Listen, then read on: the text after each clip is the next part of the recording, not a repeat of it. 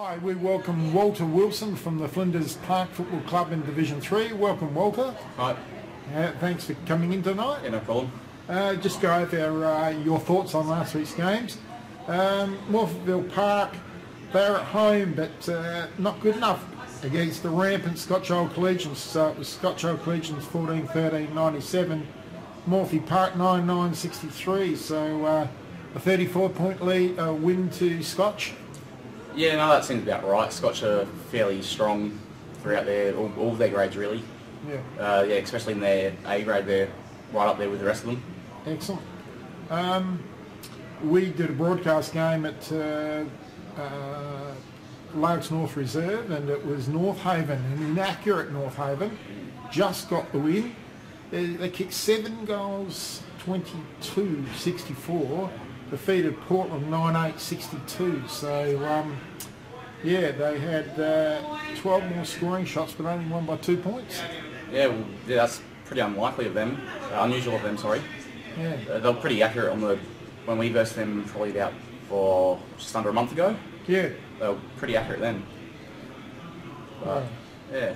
The other big winning game, Seaton Ramblers are travelling really well under Matty Webber, and they were 20 goals, 17, 137. They smashed Pembroke 9-6-60, so a huge win. Yeah, no, that was probably seen. They are a pretty strong team this year. Like, they're probably the ones to beat. Yeah, 77 points, that's a massive win. Yeah. The other side, who are travelling really well at the moment, are Westminster, but I thought probably a bit of an upset. They were at home at TILBROOK RASHEED Oval, and Westminster 11-8-74, and put them 16-15, 111. So good win there to the Red Dogs. Yeah.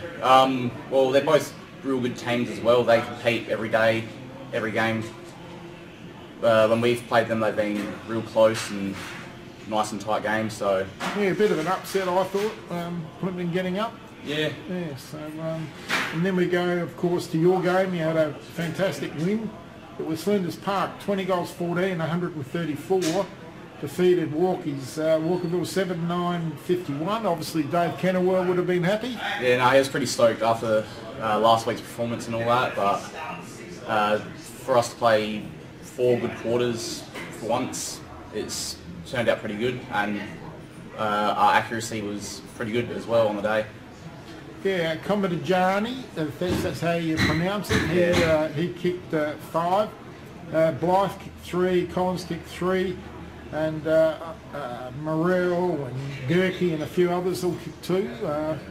Better players, George, Johansson, Smith, Morel and Commodajani.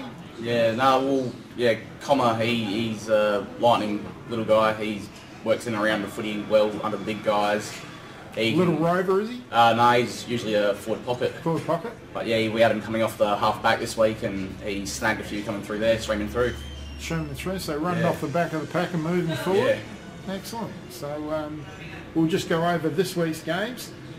You've got a big one, mate. You've got Westminster at home. Yes, no, that should be a real tight game.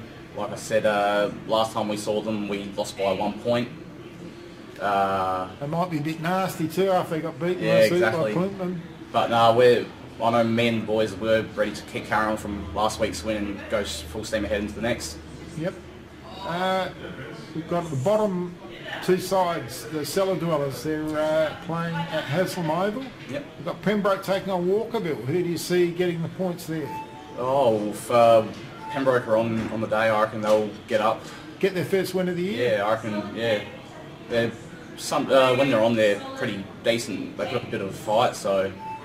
Yeah, they haven't won one. Walkie's won 1, so one of them's going to be very happy on Saturday night. So it would appear both of them are heading back towards Division 4, but yeah, funny things can happen still. Yes, exactly.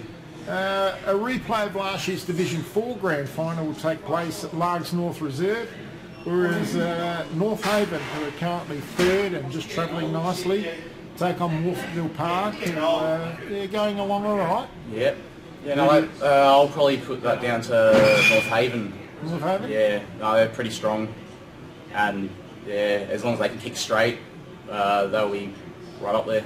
Yeah, last week they missed a lot of easy shots, kicking 7.22. Yeah. They missed a lot from inside 20, 25 metres. I wouldn't expect that to happen again. And yeah, Mark Tyler would have had him out doing a bit of goal kicking this week, I would have thought. Big game down here at Port Reserve. Portland take on Plympton. I know last time they travelled to Plympton and Portland won away from home. How do you see that one panning out? Well, at home, Portland's always a really strong team down there. So on the day, I reckon I'll have to go with Plympton still. Plympton? Yeah. A few injuries at Portland, so that's hampering them a little bit. Then we go to the white picket fence up at Scotch College, and we've got, I would have thought, the match of the round. Scotch College is taking on Seaton Ramblers. Now that should be a cracker. That will be. I reckon it'll be a nice tight game throughout the most. But in the end, I'd say I'd give it to Seaton. Seaton away from home at the picket fence. Yeah. No, they travel pretty well no matter what. Like if they're at home, they get the win at home. But yeah, travelling away, they're still a pretty strong team. And the best side you've seen this year? Yeah, definitely the best side so far this year. Seaton, huh? Yeah. Oh, well, that's really good insight from someone who knows a lot about Division 3 footy. Thank you very much for being doing our weekly roundup. Thank you.